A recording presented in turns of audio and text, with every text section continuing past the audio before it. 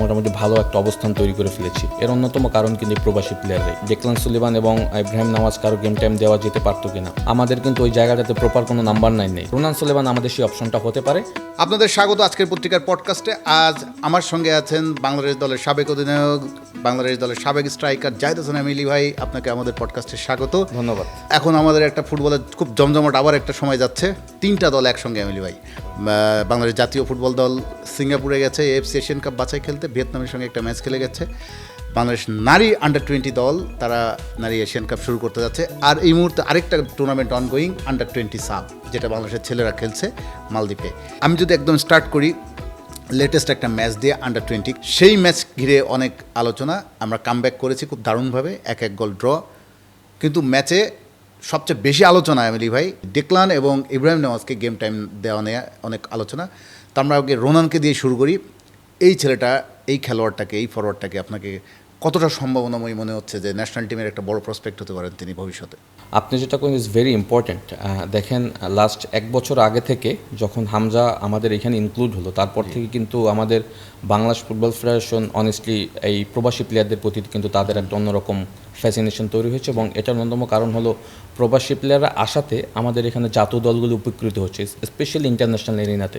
যদি দেখেন আমাদের সিনিয়র জাতীয় দল হামজা আসার পরে দেখবেন যে আমাদের ফুটবলের যে মার্কেটিং ভ্যালু বা আমাদের খেলার যে অন দ্য ফিল্ডের যে পারফরমেন্স, সব কিছু মিলেই কিন্তু আমরা একটা মোটামুটি ভালো একটা অবস্থান তৈরি করে ফেলেছি। এর অন্যতম কারণ কিন্তু প্রবাসী প্লেয়াররাই। হ্যাঁ, বিকজ এর 1 বছর আগে থেকে যদি আপনি একটু রিমাইন্ড করেন, সেখানে কিন্তু জাতীয় দলের ম্যাচ হলে বা এসবিটিক দলের ম্যাচ হলে কিন্তু এত ফোকাস থাকতো না।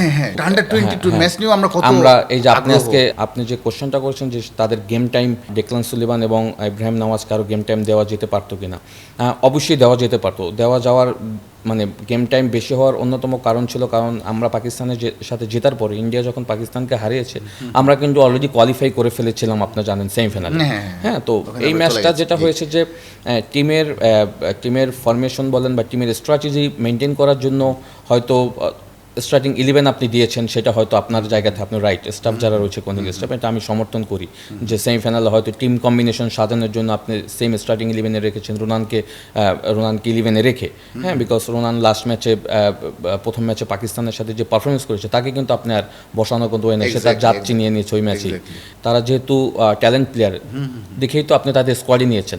হ্যাঁ, তো স্কোয়াডে নেওয়ার মেন মানে আপনাকে তাকে প্রিপারেড করতে হবে ফর আপকামিং ম্যাচগুলির জন্য। এবং আমরা যেটা জানি যে এখানে কিন্তু তেমন কোনো সেশন তারা করে যেতে পারেনি, 4-5টা সেশন করে কিন্তু অনূর্ধ্ব 20 দলে গিয়েছে। তো সেখানে এরাও যারা প্রবাসী প্লেয়ার, তারাও কিন্তু 1-2 দিন আগে আসছে, তারাও কিন্তু বেশি ট্রেনিং সেশন করতে পারেনি। সুতরাং যেটা হতো যে এই দুজন প্লেয়ারকে যদি আপনি গেম টাইম দিতেন, সেমিফাইনালে যখন আপনার নেপাল ম্যাচে যখন আপনি তাদেরকে লাগবে, আপনি কিন্তু তাদেরকে ইউজ করতে পারতেন। সুতরাং ওই একটা দিক কিন্তু ভালো পয়েন্ট ছিল যে আপনি তাদেরকে ইউজ করতে পারতেন। বাট আমরা দেখেছি যে ডেকলানকে একদম শেষ মিনিটের আগে নামিয়েছে, মানে 2 মিনিট তো আসলে এটা ইন্টারন্যাশনাল ম্যাচের জন্য কিছুই না। রোনানের কথা বলতেন, রোনান সুলিভান আমাদের জন্য একটা বড় আশার প্রদীপ হয়ে দাঁড়িয়েছে। বিশেষ করে 3টা গোল বাংলাদেশ যে দিয়েছে, 3টাতেই তার ভূমিকা, এবং প্রতিটাতে কিন্তু অনেকটা একক প্রচেষ্টা।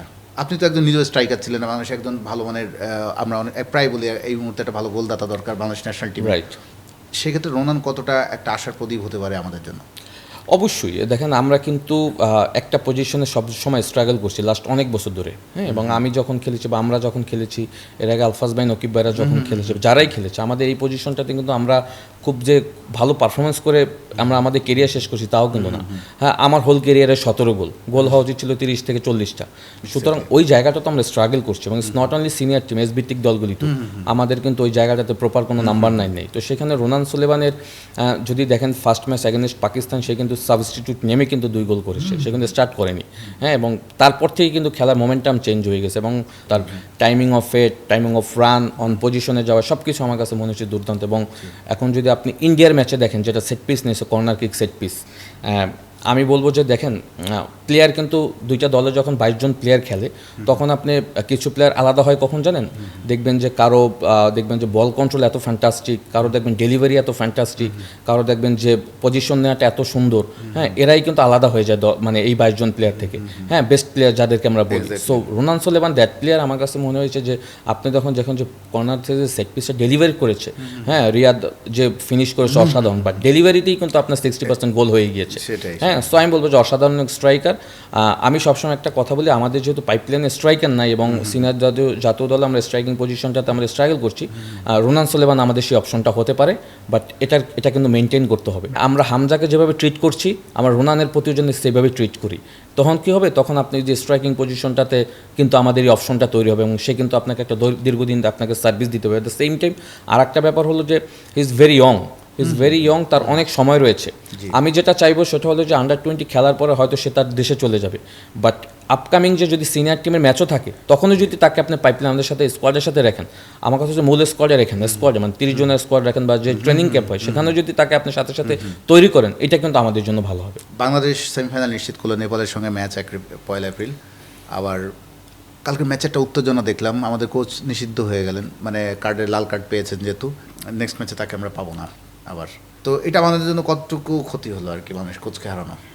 ক্ষতি হেড কোচ না থাকাটা তো অবশ্যই কিছুটা হলেও তো একটা ধাক্কা খাবে। ফাইনালে বা শিরোপা জেতার কতটুকু আপনি সম্ভাবনা দেখেন? আমি খেলার প্যাটার্ন যদি দেখেন, আমার কাছে মনে হয় যে আমরা শিরোপা জিততে পারবো, কারণ আপনি যে ম্যাচে 1 গোলে পিছিয়ে ছিলেন ওই ম্যাচ ড্র করেছেন গোল দিয়ে, এরপরে খেলাটা কন্ট্রোল করেছেন। হ্যাঁ, তো আমার কাছে মনে হয় যে যে প্লেয়াররা আছে, এই প্লেয়ারের অনেক প্লেয়ারই কিন্তু আন্ডার-20 চ্যাম্পিয়ন হওয়ার এক্সপিরিয়েন্স রয়েছে। এই স্কোয়াডের অনেক লাইক মোর্শেদ, ফয়সাল, এরা কিন্তু লাস্ট আন্ডার-20 চ্যাম্পিয়ন। রাইট, মারুফ ভাই কোচ ছিলেন।